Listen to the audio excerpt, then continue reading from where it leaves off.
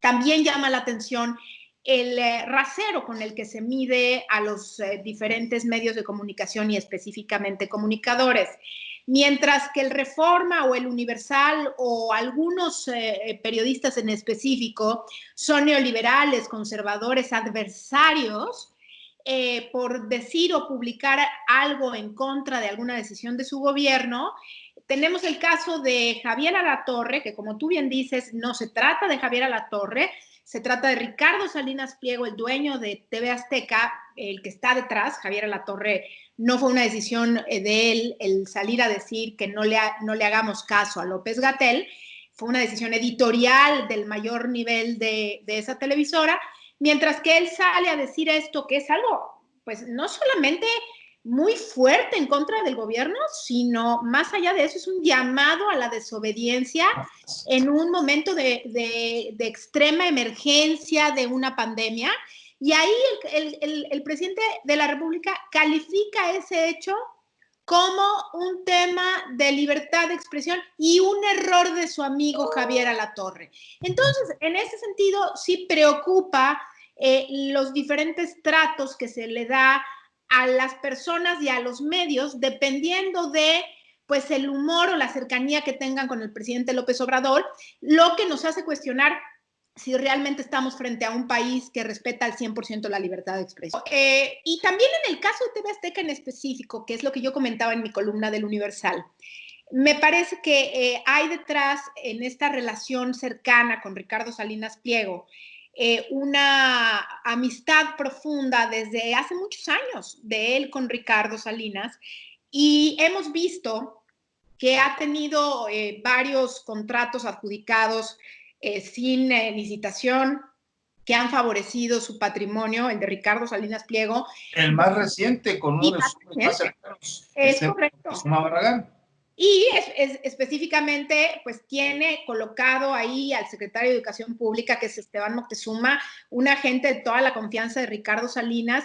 Y este episodio de Televisión Azteca, yo creo que hay que revisarlo con cuidado, porque no creo que habría que darle una lectura tan simple como que Javier Alatorre se equivocó y dijo eso. Me parece que esto encierra una decisión orquestada, ¿sí?, de deslindar un poco la figura de Ricardo Salinas Pliego del presidente, dados los recientes escándalos o notas periodísticas sobre ciertos contratos que se acababan de adjudicar a Grupo Salinas, y que pues de alguna manera esto, con el discurso subyacente permanente de la corrupción del presidente López Obrador, pues no ayuda a la imagen. Entonces yo creo que hay muchas aristas de esta aparición de Javier Alatorre, y basta decir con que ha sido una televisora que consistentemente ha hablado bien del gobierno, ha hablado bien de las decisiones, y sorprende que de pronto haya una noticia en el estelar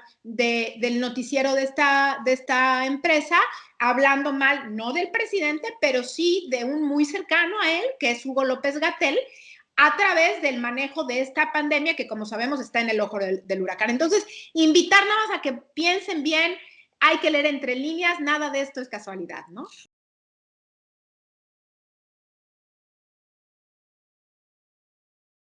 Y volvemos ahí a lo que te decía, la libertad de expresión.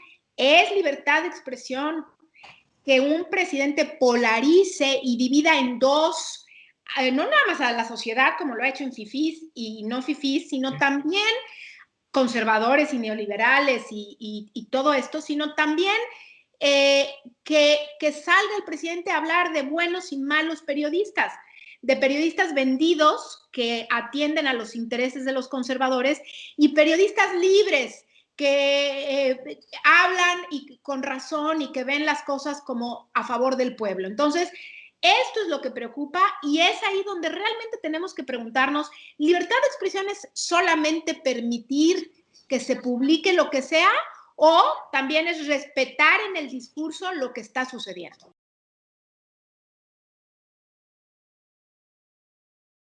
Sí, ya lo había prometido el presidente López Obrador en la comida de la CIRT del año pasado. Les dijo, les voy a regresar los tiempos oficiales porque no los uso.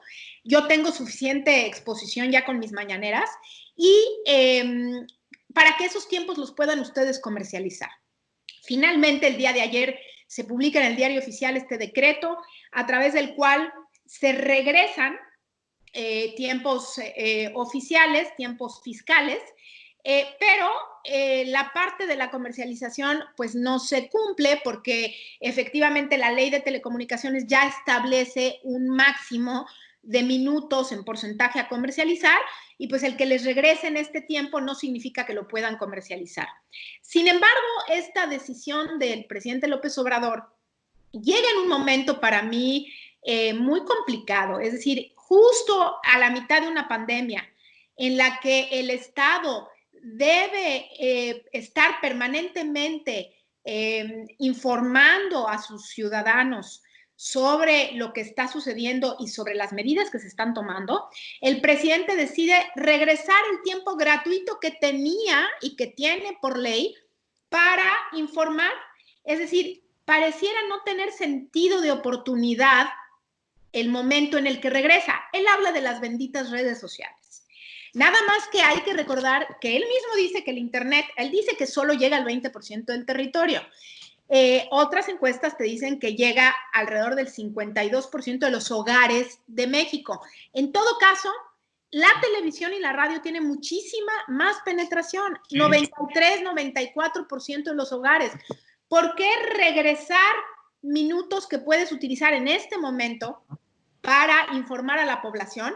Bueno, pareciera esta idea de congraciarse con los medios comerciales, regresándoles esto, pero con un decreto que a todas luces resulta inconstitucional, porque le quita a la población el derecho a ser informado y a otros poderes, como el judicial, el legislativo, los órganos autónomos, les quita también minutos para informar de sus actividades a la población. No era este un tiempo únicamente del Ejecutivo, también es un tiempo de otros poderes y de otros organismos autónomos a los que afecta con este decreto.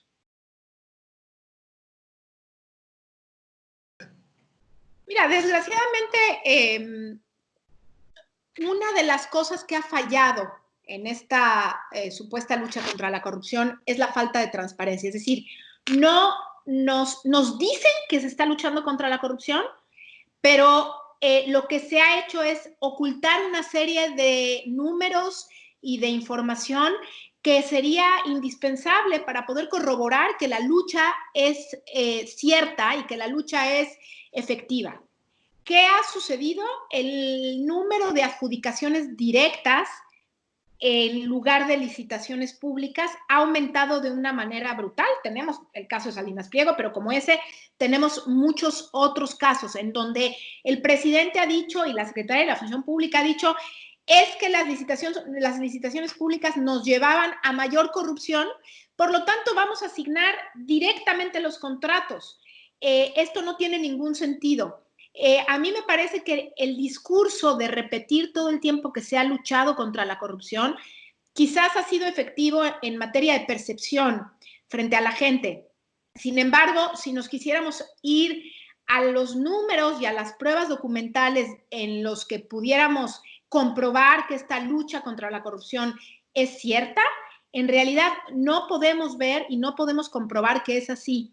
Algunos anuncios por parte de Santiago Nieto, de la Unidad de Inteligencia Financiera, en contra de pues conocidos personajes que pues seguramente han estado involucrados en lavado de dinero o en actos de corrupción, también nos hacen pensar que hay una lucha contra la corrupción, pero en todo caso se trataría de una lucha hacia el pasado correctiva.